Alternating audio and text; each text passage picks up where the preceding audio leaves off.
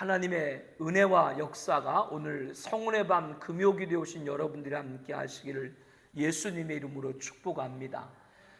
신앙 상담을 하는 그런 프로그램들이 기독교 여러 방송 매체들에 있죠. 그곳에는 성도님들뿐 아니라 목사님들도 여러 가지 상담 혹은 조언 이런 것을 구하는 그러한 것들이 있습니다. 한 이제 목회자 목사님과 이제 사모님이신데 교회를 개척을 하고 열심히 사역을 하는데, 그런데 예배드리는 성도님 수가 처음부터 많은 거가 아니지 않습니까? 어떤 경우에는 개척했을 때는 목사님이 사모님하고 둘이 드리기도 하고 또 자녀들하고 이렇게 드리기도 하고 그런 경우들이 있죠. 이러한 부분에서 이제 한 번, 두 번, 세 번 이렇게 몇 개월 정도는 잘 해나갔는데, 아마도 그런 상황이 이제 오래 지속이 되니까 힘이 드는 것이죠.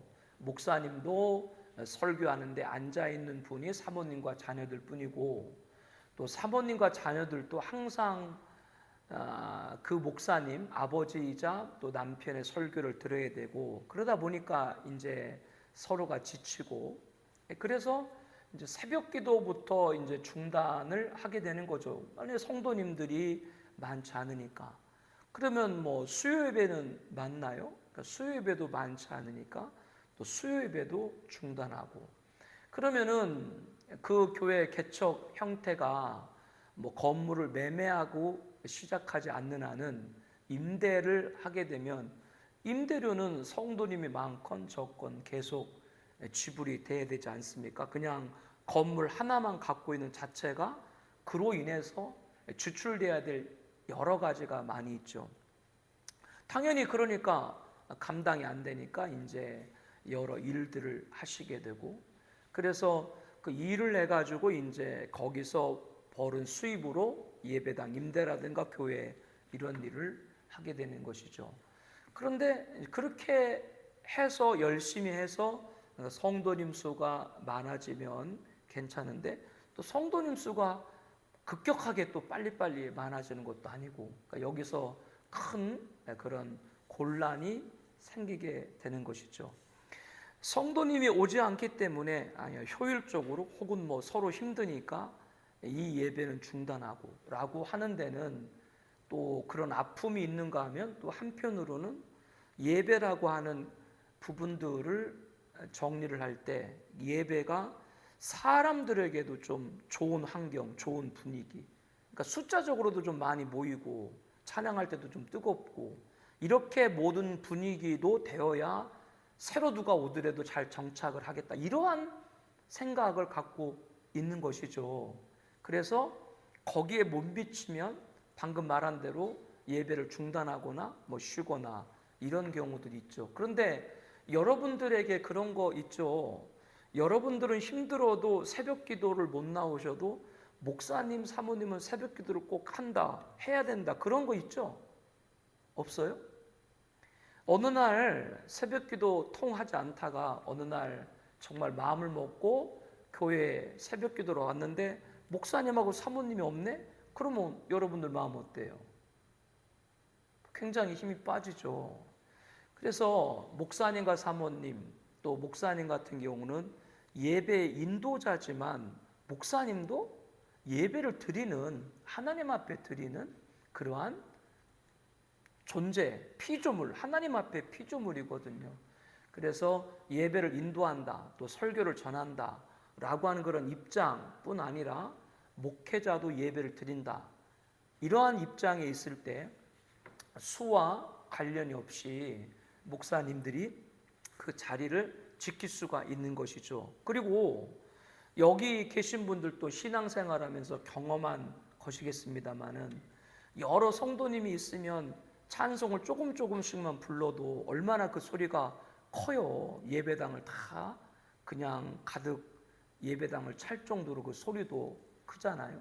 그러니까 그런 환경에서 예배를 드렸을 때 정말로 예배 드리는 것도 더 감격적이고 기쁘고 그런 것도 있지만, 그러나 여러분들 신앙의 경험에 그런 분위기, 그런 환경, 그러한 것만이 내 신앙의 참된 모습으로 세워져 가는 것만은 아니다. 그게 필요 없다는 것이 아니라 그게 신앙의 본질만은 아니다. 그런 거 다 여러분들 체험했을 줄로 압니다.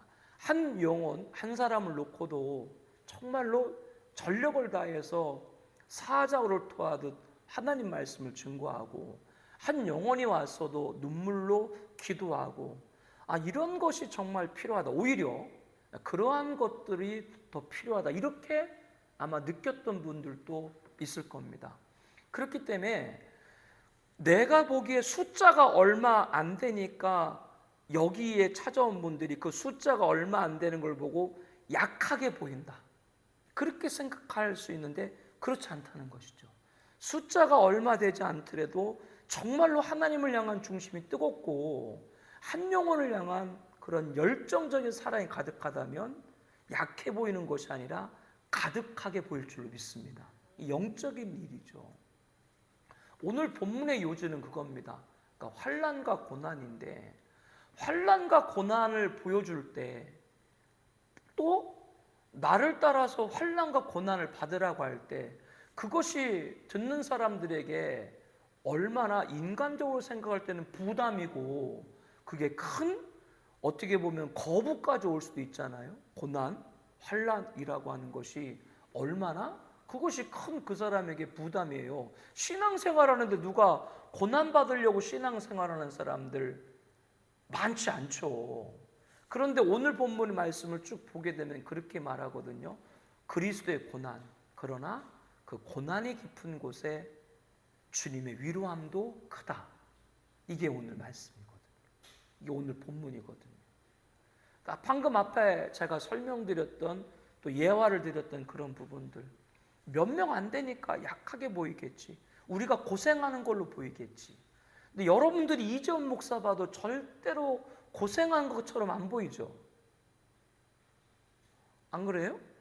저 목사는 자기 아내하고 자식들만 고생시키지 자기는 고생한 거 아니다, 이런 생각이 들 수도 있고.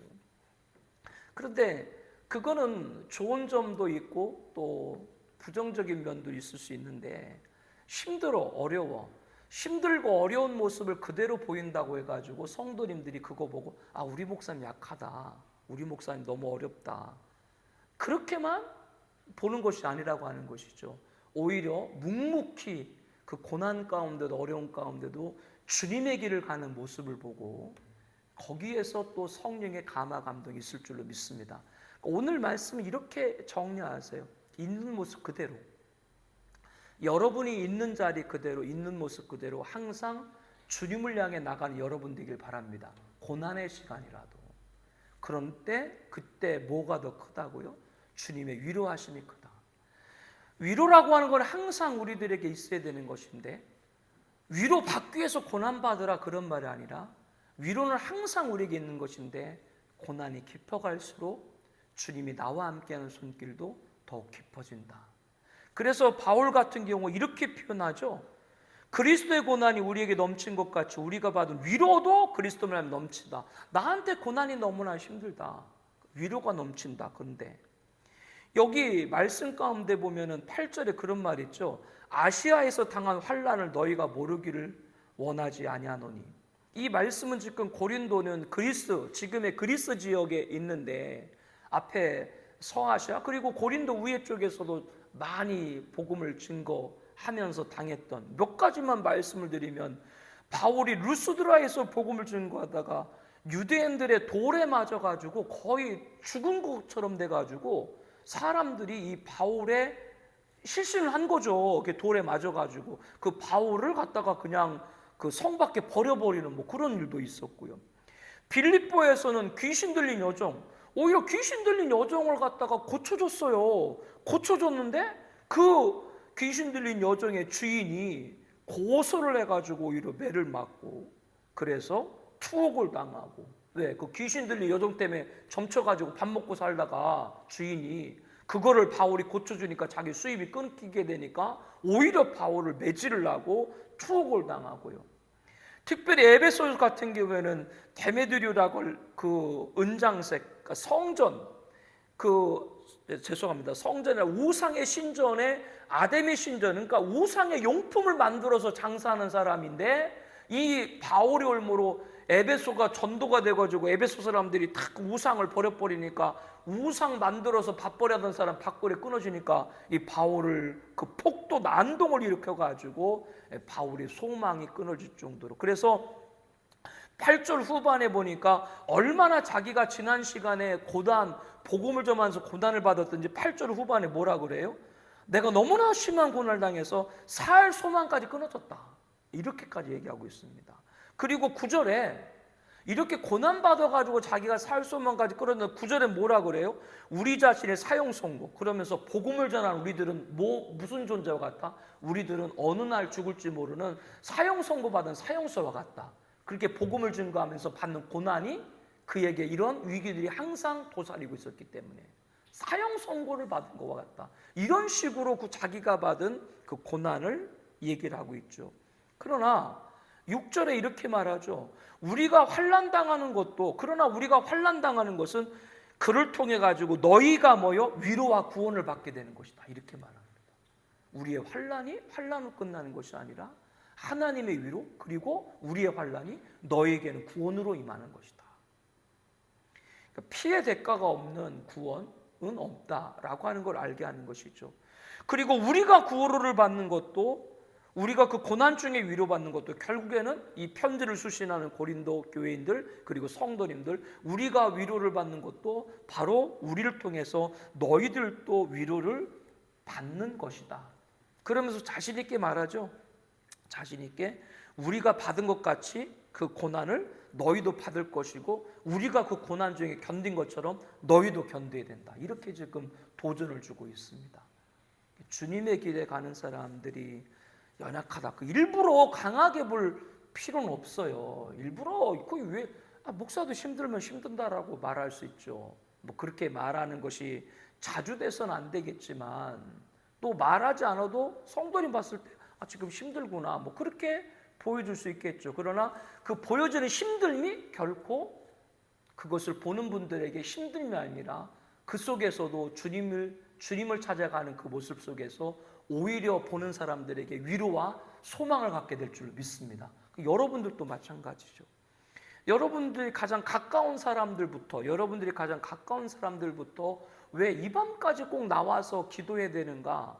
가까운 사람들 가운데도 그렇게 여러분들을 이해하지 못하는 영적인 일에 관해서 그런 분들이 계실지 모르죠.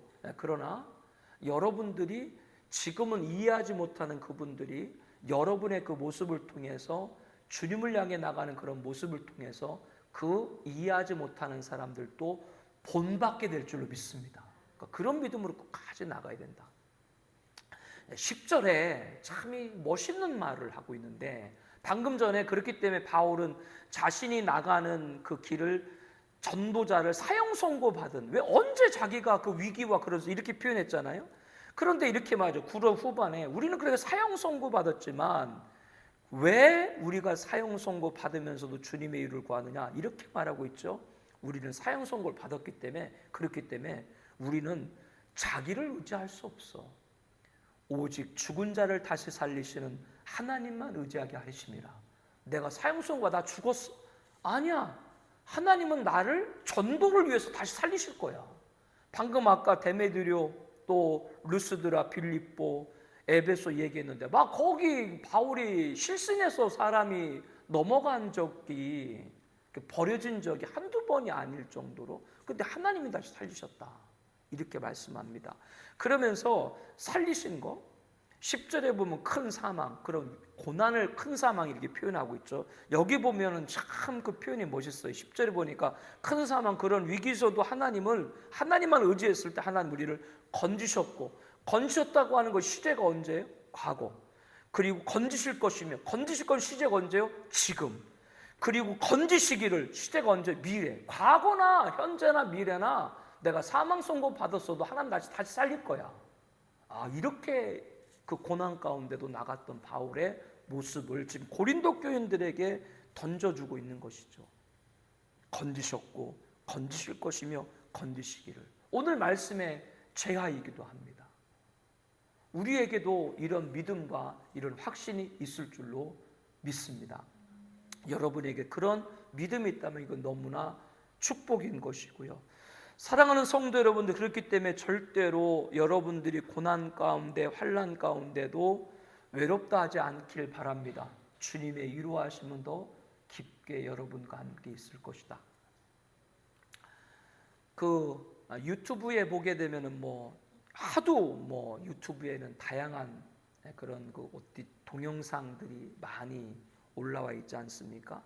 그 중에 이제 한 일본의 선교의 일들에 관해서 잠깐 우리와 다른 그런 길을 가는 사람들이지만 그 제목이 사일런스, 침묵이거든요. 그 침묵이라는 표현이 다른 것이 아니라 서구에 있는 선교사님들이 아시아에 오지에 와가지고 18세기, 19세기에 오셔가지고 이렇게 이제 복음을 전하는데, 그런데 전하다가 이제 그를 통해서 회심한 아시아 현지인들이 이제 회심을 하게 되죠. 근데 이제 잔혹하게 이제 핍박을 하는 거죠. 가족들이 보는 앞에서 볏짚 있죠? 볏짚으로 둘둘둘둘 사람을 말아가지고 쌓아가지고 거기다 불을 지펴가지고 이렇게 화용을 막 시키고.